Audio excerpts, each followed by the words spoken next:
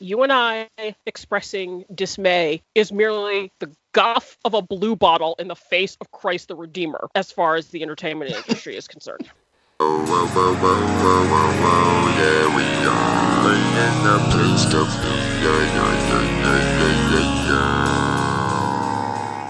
Hi ho, GB Mythos here, and welcome to the Little Old People Podcast. I'm here with my co-old person Mark. AKA the little black dude. If this is your first time listening, we're two oldish nerds looking at random fandoms from varying directions. I'm a historian and archaeologist by degree and a former wage slave by trade. Mark is a jeweler, YouTuber, and fellow fan enthusiast. This time around, we're going to be talking about a subject near and dear to my heart. Nostalgia. Nostalgia as a concept has become both a popular state of mind and a selling point for merchandise and entertainment. But has it always been that way? Have the masses always longed for an earlier, simpler time? Is our obsession with the good old days a relatively new phenomenon? We'll examine some of those aspects. Typically, nostalgia focuses on 20 years back from the current date, or it does a double jump and looks back 40 years, looking at the nostalgia for being nostalgic. Except for that weird triple jump we did in the mid-90s where 40 Swing came back in for 30 seconds. Back in the 80s, our parents were slightly nostalgic for the 60s, and in the 90s, it was for the close of the 70s. For most 80s kids, as we slowly enter our 40s, we seem to be stuck in the late 80s to early 90s, putting us back about 30 years. Because being millennials, we have to be contrary, I suppose. But I also keep using that word without definition. Mark, what is nostalgia? Nostalgia comes from two Greek words meaning pain for homecoming. Its first usage was to describe emotions experienced by soldiers longing to return home from war. And like most feelings from the 17th century, it was considered a mental disorder. While we modern types scoff in its general direction, I think it's not exactly an unfair description. It's far too broad a term, but it isn't wholly wrong. My time in nostalgia, of course, is in the 1980s. It was the best time in my memory since it was when things made the most sense to me. The era was far from perfect, but the context of the world were easy enough to understand. My idea of nostalgia revolves around the culture and the feelings and the tech of the time period, but many who are into the 80s reminisce about the clothes, music, and movies of the time. And like you, I am a child of the 80s and 90s. I have a sibling who is a decade older than I am, so I got to see the 80s filtered through the lens of a teenager and the national news. In my family, you watched the news every night. So when I was a kid, the Cold War was real, inner city riots and poverty were real and important. When the president spoke, you listened. I watched Reagan challenge Gorbachev to end communism in real time. I knew what perestroika meant, even if I couldn't spell it. I could probably have named the president's entire cabinet, but not a single member of He-Man or the Smurfs. I couldn't tell why the Brits hated Margaret Thatcher. I thought she was awesome. The Iron Lady was a badass! I watched the Challenger explode live when I was 7. I listened to the Iran-Contra hearings and understood only that Oliver North followed instructions as a soldier should and was now in trouble. I watched the feds raid and capture South American drug lords. I saw a man face down a tank in China and pay with his life. I cried with joy in real time when the Berlin Wall came down. I was 9 years old. That was my childhood. Yes, I watched cartoons, but there were books to read, hospital stays, daily and hourly medical concerns, and a rare few chances to play outside that I found far more interesting. Sure, I learned the songs, the silly dances, and snuck and watched MTV with my sister when we had cable, thought popped collars were cool, and wanted to be Boy George. But I have no desire to recapture any of that. It was cringy at best and dark and serious at worst. You couldn't pay me to recapture the past. Though I will say this, being Boy George, very good choice. I'm not going to lie to you. Everything was on point. Just saying. Agreed. Mm-hmm. Despite all the hardship and difficulty, many still look back on the era fondly. I know I do because my association with life was built on the era I grew up in, and I find comfort even in the tougher areas of my life from that time. I believe life is often viewed in comparison to different times in one's history, and the ones easiest to enjoy are the points people often return to in times of stress. But how did that become a cash cow? Simple. We want those times of our life back in these times of overwhelming uncertainty, especially the past 2 decades. close to 3, depending, Yeah. which return us to, the peace and quiet inside our heads and hearts. Or, as the saying goes, buying back our childhood at twice the price. 3 times the Remakes price. of movies. Oh, well, excuse me. I'm over here devaluing my childhood now. Look out. You forgot to factor in inflation. Yeah, that's true. Remakes of movies and TV shows, adaptations of works from and about the time, and media that captures the essence of the 80s has been in really high demand. Even just reviving the name of a property from then guarantees people are coming to consume, whether it's worth it, like with Stranger Things, or not, like Transformers. No matter the platform, nostalgia brings home the bacon. And it's hard to deny the overt appeal of looking backward. The past is set in stone. It's predictable. And when properly documented, it's interesting to study. When I was a teenager, I remember finding out about the profession of TV historian. You could be one of those, was my immediate answer, since I was a TV junkie at a time.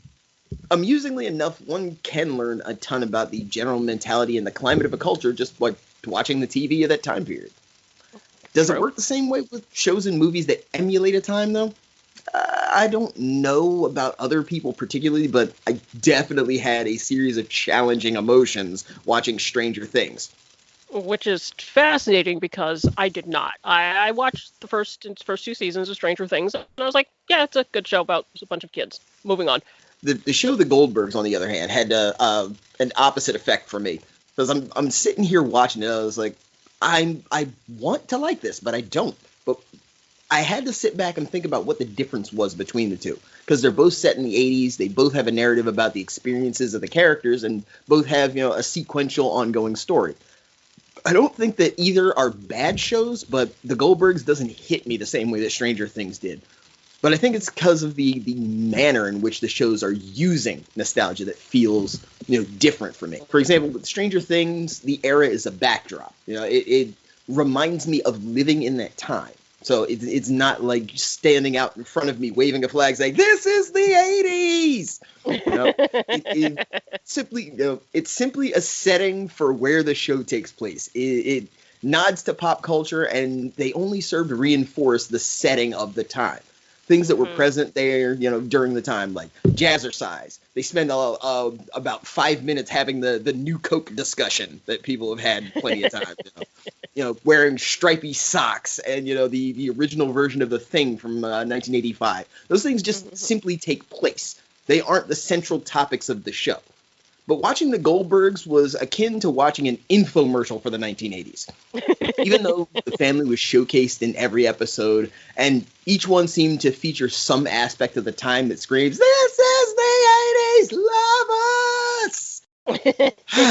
An episode focused around the youngest brother saving up to buy a camcorder, or an episode talking about Nintendo isn't really building a backdrop. Yeah. The era is kind of what's on display. It's not, the characters. The two shows are different when it comes to the directions they take on nostalgia. One kind of lets the viewer feel like they've gone back to the time. The other tries to make the time come out and do a little dance. Yes, that's true. And you're right. An infomercial for the 80s, is a good way to describe the Goldbergs. But I also think it's because the characters are so unlikable that they have to do it that way. That was really the only way they could sell it. With Stranger Things, the characters tend to be more likable. So that makes it a little bit easier, I think. But, on the whole, I find that I am not nostalgic. Maybe being a historian has jaded my palate somewhat, but I rarely look back at the past and think it was better, except that I hate the tab function that web pages have now, and I didn't mind having 15 separate windows open at one time, but that's a discussion for another time. Now, I understand why some people feel the need to look back, and I could easily see how it can and is a ready faucet for cash for businesses, but I just don't really feel it. I look at a thing and say, wow, that's, insert decade here, all right. But at most, I am bemused and usually faintly horrified. And I usually follow that up with, what were we thinking? Or thank God that's over. I suppose for some, nostalgia can be healthy, but I prefer to look back with dispassion. Mistakes were made, and let's not do that again. So when I see nostalgia being milked for the cash cow it is, I'm always curious to see who will complain because it's not a carbon copy of what they subjectively remember, who gets excited because, hey, that's a thing I liked when I was, XYZ years old, and who goes, why? Who was asking for this? Depending on how A lot of bad times the that's thing me. is. Yeah, exactly. And depending on how bad the thing is, I'm usually in that last category, you know, or I take a fourth path and willfully choose to ignore the thing altogether. I have yet to be wrong in either dismay or dismissal. I have contributed financially to a few obvious cash grabs like Transformers. I knew it was going to be bad, but there was also the first time that it was ever going to be on as a movie, as a live action thing. And I knew Michael Bay was just going to make it an explosion fest. But you know what? I went in with my eyes open. I was not wearing rose colored glasses when I handed over my 1250. I knew what I was going to get, and he didn't disappoint. I have gotten as excited as well as upset about a nostalgic property, so I can't fault anyone. I believe your upbringing gave you a perspective most of us never really got, though. I remember the Challenger explosion as well, and it blew my mind, pun not intended. I watched the Iran-Contra hearings as well. I was a little kid. I didn't know exactly what was happening. I just knew it was not something that was good. Yeah. And to be honest, I loved watching David Hasselhoff, dancing and singing off key as the Berlin Wall fell. But these were things that in my mind existed out of my reach and out of my realm of understanding. From how you describe it, you and your siblings were treated more like tiny adults. Most of us were not. We have the rose-tinted glasses because our parents kind of shielded us from some of the harder things going on. I currently would prefer to have known more about the world during that time. The Gulf War wouldn't have hit me so hard if I had witnessed Tiananmen Square in real time. I didn't. There were things that I was not expected to understand, even if I had the capacity at the time. And in that respect, I envy you. Yes, and I guess in the same way, I suppose I could, in reverse, say that I perhaps do envy certain things about, the rosiness of other people's childhoods. But at the same time, I'm glad I was given a more dispassionate view of what was going on, because it has changed. It does give you an interesting perspective as an adult. But also as an adult, I do tend to enjoy more childish things because of that. My mom always says, that's something that if you don't get that at some point in your life, your brain will not let you move on until you've taken care of that aspect. So I'm living like a little kid now because I didn't get it then, which is hilarious because at least I can afford it now. So that's a thing. But, I saw a quote from an article in 2004 regarding Stranger Things, as a matter of fact, and I found it to ring quite true.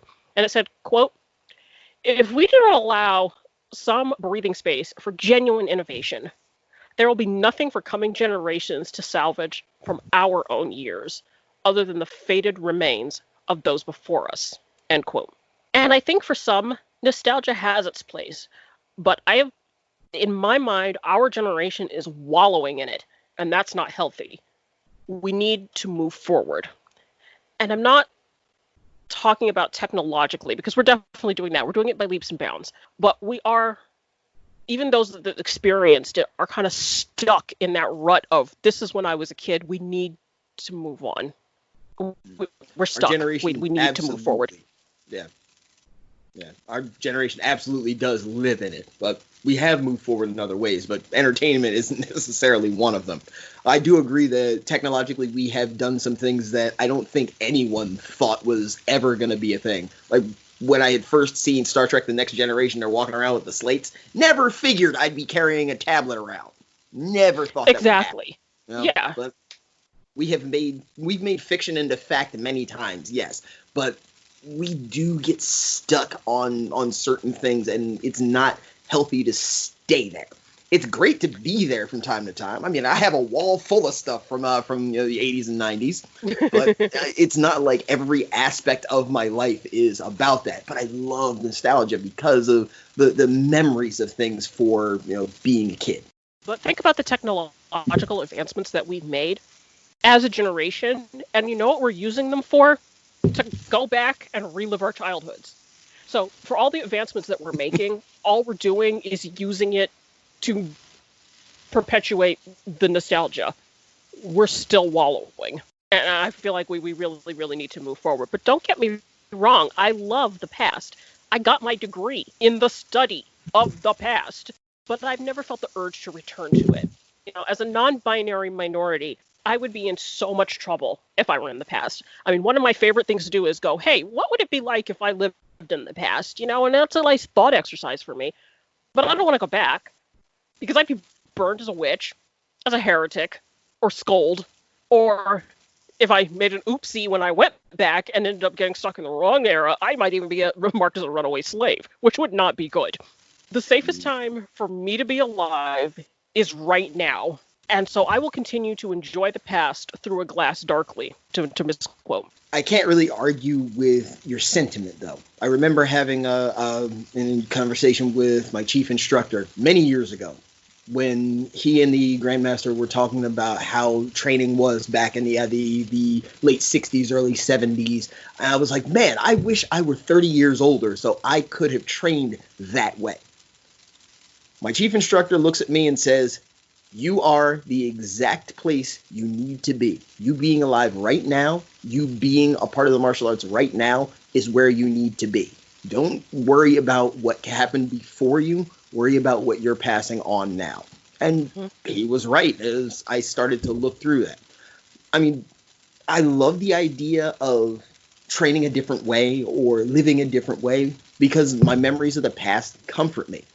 I can't really be jaded about it because all of the present has brought me further discomfort. And I can't say in good conscience that the past was better for us as minorities, but on an individual scale, honestly, it's difficult to beat for me.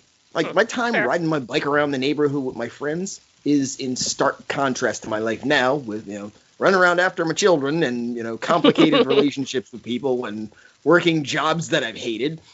Yep. Sure, the world in general is harsh no matter what era you lived through, but living in it still has its bright points, and an appreciation of them gives us, some of us anyway, a little bit of solace. So I'm going to keep collecting Nintendo games. I'm going to keep running around, finding comics and watching movies that remind me of happiness that until recently I felt was all but lost. Depression is a bitch, just so y'all know. But I won't deny that the hard-fought battles that made it possible for me to attempt recapturing some of my innocence, and for some reason trying to find where my tongue works. There's so many things. There's so many things that were done that made it possible for all of us to just be able to sit back and look at these kind of things because we weren't so busy, scrounging and fighting for the ability to just have a place to sit. The way that things are right now is great in comparison to how things were in the 50s and 60s.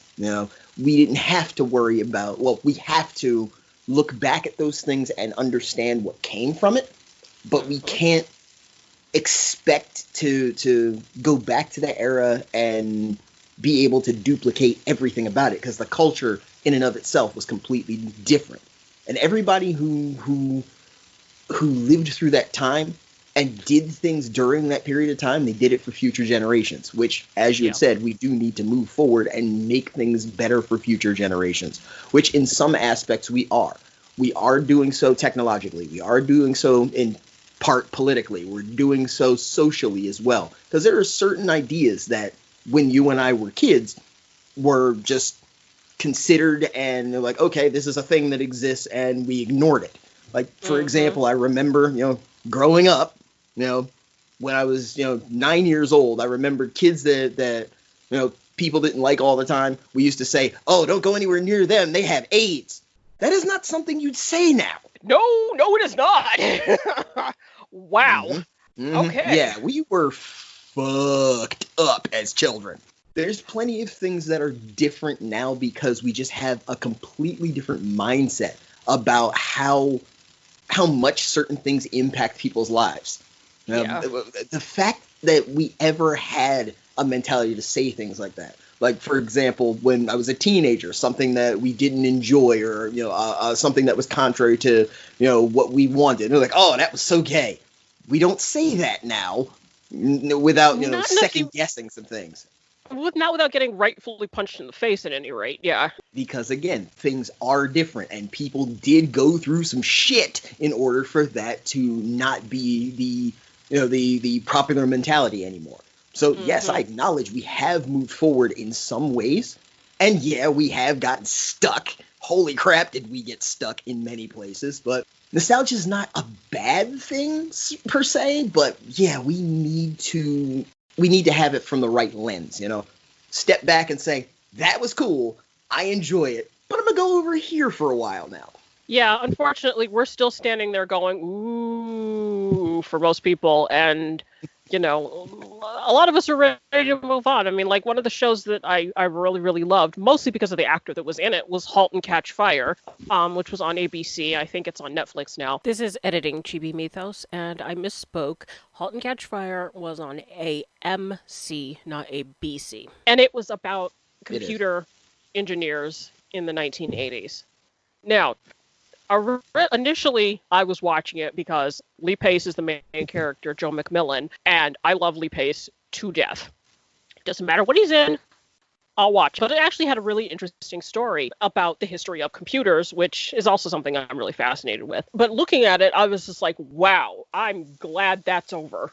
That was literally my entire thought while I was watching it. Joe's an asshole, and thank God that's over. Because I just don't want to. I remember those things. I remember when everything was DOS based. That's how I learned to use a computer. But I don't feel the urge to go back to that. But at the same time, I know that if my computer messes up, I can pull up the DOS window and go in there and start mucking around with the code and see what's wrong with it. But that doesn't necessarily mean that I want that to be.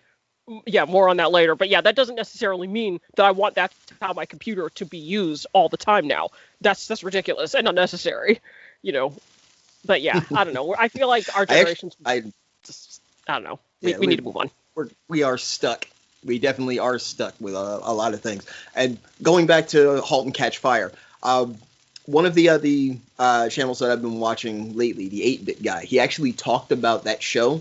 Because a couple of the items that are in that show were donated to the show from his channel and some of the other folks that are in that same era. And once again, that's me and my nostalgia, because I remember the Tandy color computer. And I caught an episode of his show, and I said, ooh, this is something I like. And I went back to it and started, paying attention to different things that he was talking about and just flashing back. But there were certain aspects that I had no understanding of when I was 6, 7, 8 years old. Like, there's a lot of background to a lot of the computing from that era that really changed the way we look at technology. Not just a matter of, oh, this is, an old thing that, we're supposed to be happy about because it existed, and, we're supposed to be reverent and, loving this because it's something from the 1980s. It was showing how we changed in a specific aspect, how we figured out to communicate differently. And it's showing an appreciation for the hard work that went into developing something that is now a part of our everyday lives. Because, let's be honest, we were both probably computer nerds as kids. Oh, yeah. We did not realize just how big of a difference that was. And how valuable that was as a skill. Because now, think about it. I remember, this is completely off topic, but I remember when we got our first computer that had 1 gig of memory. And I remember we were all sitting there reading the catalog, because you ordered computers out of catalogs, and going over the specs for this computer and going, wow, 1 gig of memory? Who's going to fill up 1 gig of memory? I just bought my third 5 terabyte external hard drive because I've already filled up the other 2. Because being a digital pack rat is a thing. Yeah, it is. I really need to stop doing that, but they keep making them bigger and portable, so I'll just keep buying them. But yeah, so I don't. Why do I want to go back to an era when 1 gig was oh my god, who's gonna fill up 1 gig? I need the computer that runs the enterprise. Back it off a little, and that's how much memory I need. That's what I need. So I don't want to go back to the 80s. I can agree with that too. Yeah, when it comes down to it, I think that the major problem with a lot of people when it comes to nostalgia is the comparison. That, I think, is the biggest problem. I love stuff from the past. I absolutely do, and I will always love stuff from the past. But it's not a matter of I think that the past is superior in some way. There are damn sure things I like more. Like, for example, going to the movies was a big deal for me. When I was 11, 12 years old, that was a special time. And no matter how bad the movie was, I was happy to go see it. For example, I friggin' loved the 94 version of Judge Dredd. I loved that movie. It was horrible, but I loved it. It was so good much in a fun bad to way. watch. Yes, when I saw the remake of Judge Dredd, I wanted to throw things at the screen. I was upset by how different it was. Yes, the Judge Dredd comics were supposed to be somewhat gritty, but they were campy, and that's why the version from the 90s worked so well for me. Watching it take itself seriously hurt to see, and that's another one of those things that kills me when it comes to remakes. But again, that's a symptom of me loving nostalgia. It's never going to be as good as it was in my mind. However, with that said, there have been adaptations to things that I have watched and said, you know what? This is what it could have been if they put some effort in it. Mm-hmm. For example, when they remade Thundercats, loved every minute of that because they actually gave people personalities. Okay, not just trying to sell toys. Because let's be honest, most cartoons in the 80s were just to flog toys. Oh, absolutely. In some cases, the toys came before the show. Teenage Mutant Ninja Turtles, for example. Turtles. That show was literally about selling toys. Holy crap. Yeah. The one thing but also to see more of our for more information on our feelings about regarding other sorts of nostalgia and reboots and remakes, please see episode 2. Definitely. Oh my god. We have this mindset when it comes down to nostalgia that things in the past were better. That's not necessarily the case. But the fact that we can look at it and examine it does show that we have made some progress. Now, of course, we need to keep progressing because we don't want to get stuck. Like you were saying, we sit back and sit in it, and we're like, okay, this is where we are right now. It's like sitting on the beach right at the edge of the waves. Sure, it feels good for a little while, but after a while, you're going to have sand in your crack, dude. Yeah. But you know what? The entertainment industry is that wall of water that's slowly coming towards us. And they've discovered that most people in our generation are quite content to wallow in it. So they're just going to keep crashing over us with more remakes and reboots and reimaginings and et cetera, see episode 2. And most people in our generation are just going to keep forking out money, even as they complain about how bad it is. See Star Wars. Yeah, I have to say, just the wall of water doesn't quite go far enough. I would think it's a wall of water filled with seals with lasers attached to their heads and scorpions that somehow learned how to swim. That kind of fits for me. Because let's be honest, it can get pretty painful when you see just how far they've gone. Yes, and they're just going to keep pushing the envelope until somebody stands up and says, you know what? We don't need a 5th version of the Magnificent 7. Let's do something new. And no, do not point to Cowboys versus Aliens because it's not that. It was like when I found out that the Ocean's 11 was a remake. Don't get me wrong, I enjoyed Ocean's 11. It was fine for what it was.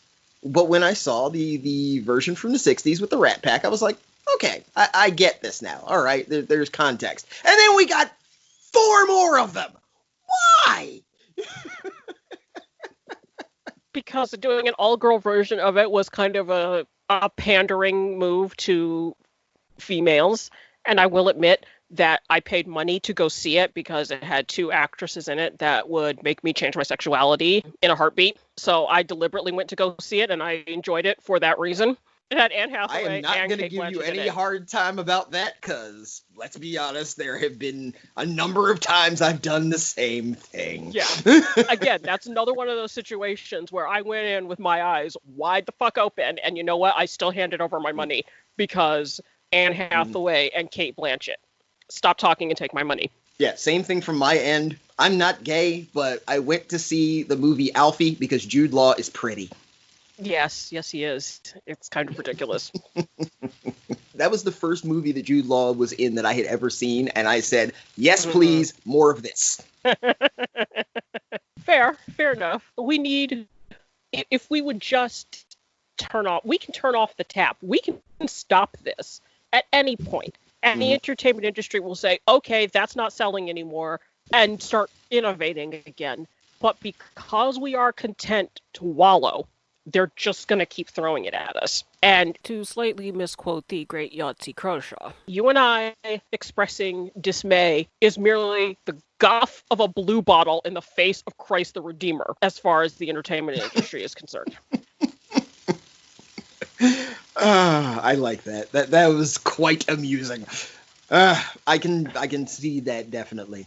But when it comes to the entertainment industry as an entity, it does fit there as well, because a lot of people who are making movies and TV shows and writing books, they're our age now. Mm-hmm. So, yeah, the reason a lot of that stuff is coming out, yes, is because it's selling, but that's also because the people who are making it would want to buy it to begin with.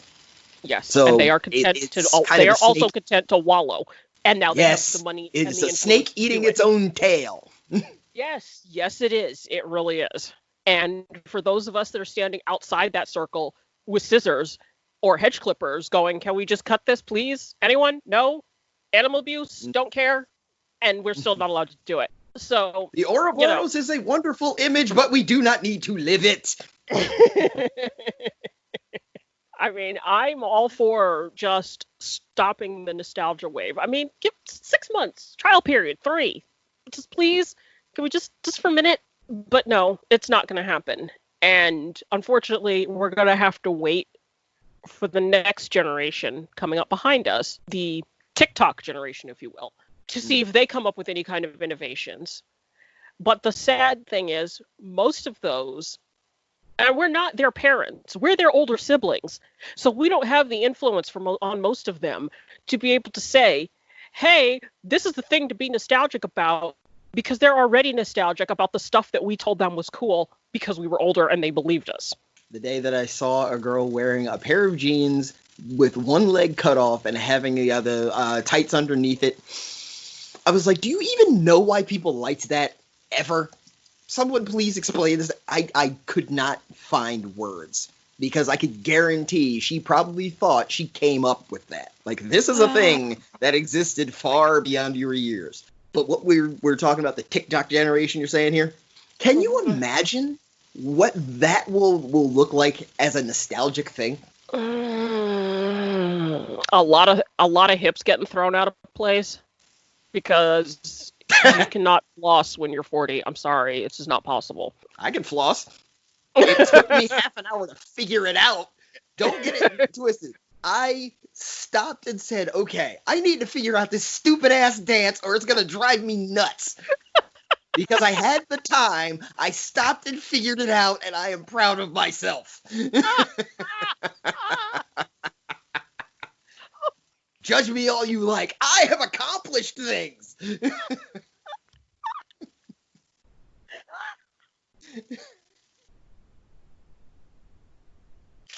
I think I've killed Captain Sama. What? Why would you do? Why? Why would you do that? Because I had time. That's why. Oh my god. I remembered seeing that, and I said, why is this a thing people are doing? That looks ridiculous. And then it became a worldwide phenomenon, and I was like, no, I'm not doing this. And then I suddenly had time to learn. I said, you know what? I'm going to try it. And I am proud of myself. Oh my god. I'm okay. Those I'm of you okay. listening, this does happen in our normal conversations. You just get to witness a little bit of the background between the two of us. I'm okay. I'm okay.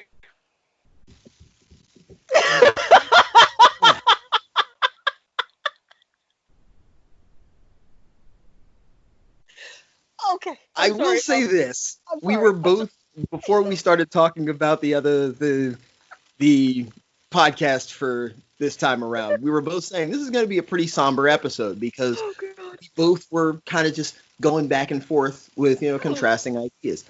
I didn't even think we were going to laugh this hard. So I hope that the levity at the end helped all of our listeners there, because I would rather go back to the silly crap that we usually talk about, but this is another subject that needed to be examined. We examine fandom because it's a part of life. They don't exist in a vacuum, so there will unfortunately be moments like this, but I am very happy that we were able to bring it back to the kind of spirit that we normally have.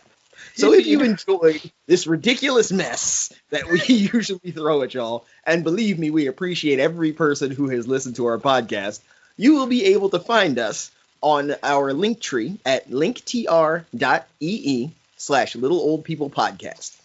Places where you normally would find our podcasting, you'll be able to come across at littleoldpeoplepodcast.sounder.fm/show/littleoldpeoplepodcast. Don't worry, link is on the link tree. If you want to send us a message on Facebook, we are at facebook.com/littleoppodcast. If you want to tweet at us, we are at twitter.com/littleoppodcast. And if you want to send us an email and tell us how great or terrible we are, we can be found at littleoldpeoplepodcast@gmail.com. Thank you for listening. We'll talk to you guys later. I love that. Why?